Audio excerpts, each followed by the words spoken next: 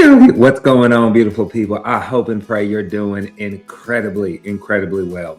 Listen, I want to talk to you about something that is not often talked about when it comes to real estate investing, and that is going to be the massive learning curve that you're going to be going through. Okay, stick with me till the end, and prayerfully this will bless you. Now, when I got started in real estate investing, I had zero experience whatsoever. I was as green as it came, okay? In fact, I was a truck driver when I got started, y'all. So I was an introvert. I was naturally a quiet man. I stayed to myself and still am. But I realized that when I got started in real estate investing, that I went through this just massive learning curve on how to analyze deals, how to talk to people, how to underwrite the deals, right? And I want you to do me a favor. I want you to give yourself some grace, okay? I was at an event where I was speaking on stage at a women's real estate investors network. There was about 4,000 ladies there of just some amazing women real estate investors. And I had the blessing of speaking on the same stage with Ed Milet. And so we're talking backstage, and I was a little bit nervous because I was telling him that this was going to be my very first keynote speak, meaning I was going to talk for a full 45 minutes. I had never done a full speech that long. And Ed Milet sat me down and he told me, he said, "Clifford, give yourself some grace. This is probably going to be the worst speech that you ever do. But guess what? You're going to get better on the next one.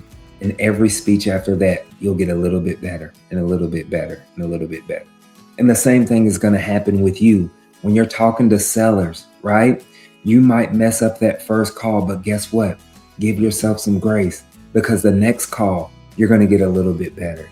And then the next call, you're going to get a little bit better.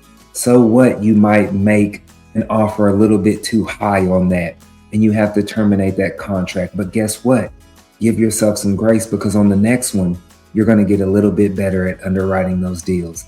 Am I making sense here? So I don't know why so many people come into this industry not realizing that, right? I share this analogy with you before I let you go. If you're watching this, maybe you have a driver's license. So let's say, for example, when you started getting your driver's license, you did not go straight down to the DMV, right? And take your driver's license test. You got in the car with no license and you started driving and learning how to drive, right? Before you even went and took your test, right? You were starting and stopping.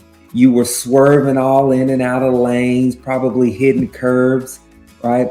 Imagine trying to parallel park back in the day, right? I'm a little older, right? So we didn't have cameras and stuff like that to guide us in and self-parallel parking cars. We had to do it the old school way, right?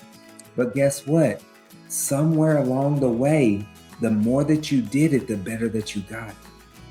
And now some of you, maybe you listening, now you've gotten so good where you're putting makeup on when you're driving, you're hanging your elbow out the window while you're driving, you're eating and driving, right? We've gotten that good.